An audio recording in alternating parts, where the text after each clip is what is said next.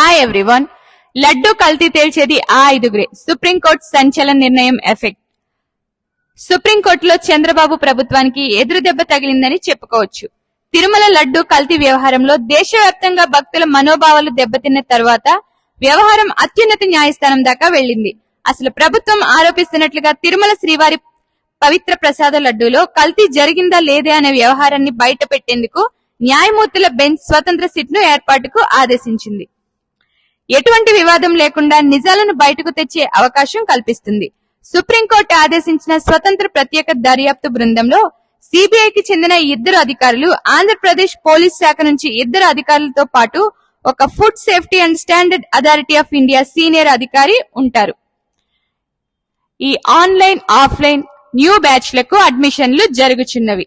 Kalam quiz, essay writing, public speech competitions పాల్గొనండి. 50,000 గెలుపొందండి.